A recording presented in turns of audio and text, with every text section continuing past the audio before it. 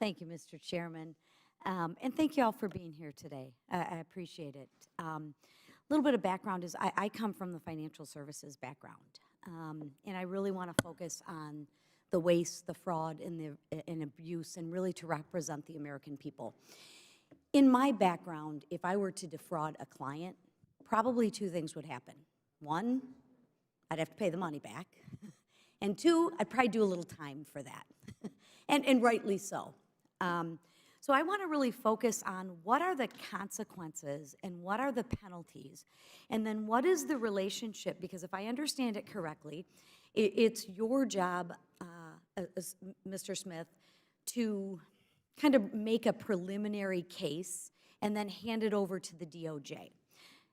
Am I directionally correct on my understanding? Yes, sir. Okay. Yes, ma'am. Yes, ma'am. So in your testimony, you mentioned that the department has recovered over $1 billion, which I think is a good start. However, we still have $500 billion in potential fraud out there that we've just identified, and who knows, there might be more. So I'm curious as how many pandemic fraud cases your office has actually referred to the DOJ. Do you know that? So to give you some background, we've opened over 5,000 cases since March of 2020. We obviously follow the evidence, and once we feel like there's once we feel like there's investigative merit, we take those cases to the Department of Justice, U.S. Attorney's offices, and those U.S. Attorney's offices look at those cases and the prosecutorial merit of those, along with other federal law enforcement entities, because it's not just the Secret Service, but other federal law enforcement entities who are bringing pandemic-related cases as well. So they have to deconflict and prioritize. So let's stick with that theme, because I'm trying to get some answers. So you have over 5,000 cases. How many of those have you referred to the DOJ? When we Give or take. When we open a case, once we feel like there's enough evidence to move forward from a prosecutorial judicial standpoint, we present that case to the U.S. Attorney's Office. I don't have the breakdown of how many were presented yet. I can get that number back to you, though. If you could, directionally, do you have an idea?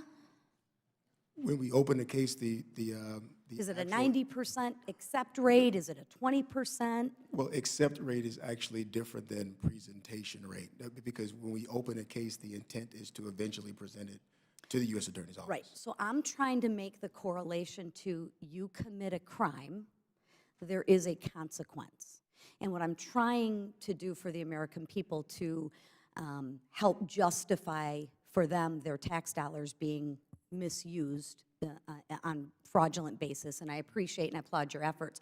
I'm trying to connect the dots on what is the number. Directionally, you have no idea. Does the DOJ accept most of the cases? Are most of the cases that you find accepted? I mentioned in a previous response, so as a federal law enforcement entity, we are, by nature, trying to go after the most egregious actors. Sure. That's why we train state and locals at our Computer Forensics Institute down in Alabama to focus on a local level. But we're confident our colleagues at the DOJ, they take as many cases as they can. So with all due respect, you may be confident, but I don't know if the American people are confident with their tax dollars. And I don't mean any disrespect, but that's why I'm trying to ask these numbers, is to get some answers for the American people. Let me rephrase it. How many of these cases are currently being prosecuted by the DOJ? Do you know that? I don't know that overall number for the Department of Justice. I do know that we've made over nearly 500 arrests since the beginning of the pandemic. So you've made 500 arrests. What has the result of that been? So I know you've recovered over $1 billion, right? Any jail time? Yes, ma'am. Can you talk to that effect? I haven't compiled the number of years or months total from the 500 arrests. I haven't done that, ma'am. Okay, because I do think at the end of the day, just like we treat our children, if there's a consequence to your action, Mr. D'Addario, you talked earlier about deterrence. Well, part of the deterrence process may be actually if we publicly show the American people that we are going after these criminals, these people that are stealing Americans' hard-earned monies, and not only are we recovering the money, but they're doing time and hard time, that might help on the deterrence. So when can I expect some results or a report?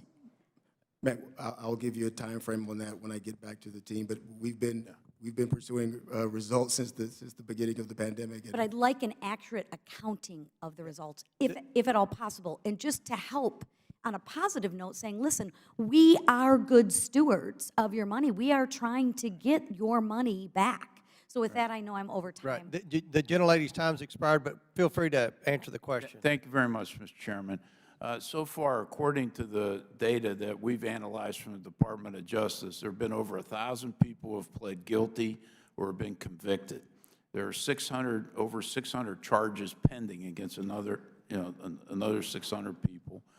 There have been at least 779 people who've been sentenced so far.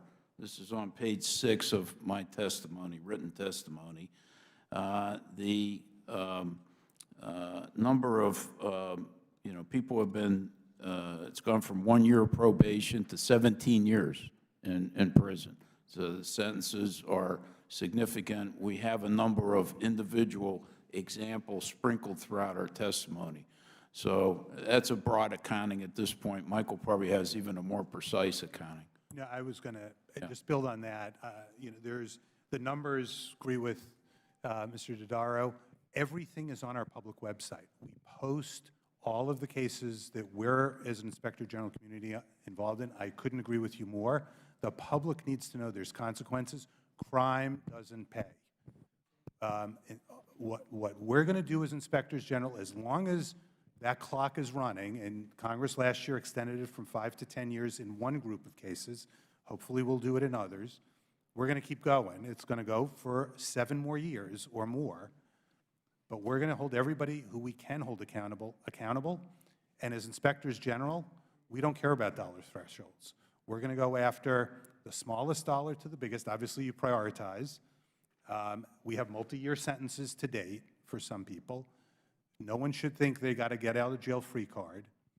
But one of the things that can help, because we're not only talking about fraud, we're talking about improper payments, right, and recovering money. And so that's where one of the things I mentioned earlier, the Program Fraud Civil Remedies Act, it is an administrative way we can get money back. It's not criminal, but the taxpayers know we're getting the money back. Right now, the threshold to use it is $150,000. We want to raise it to $1 million so that we can go after that. Thank you. Chair recognizes Mr. Crockett.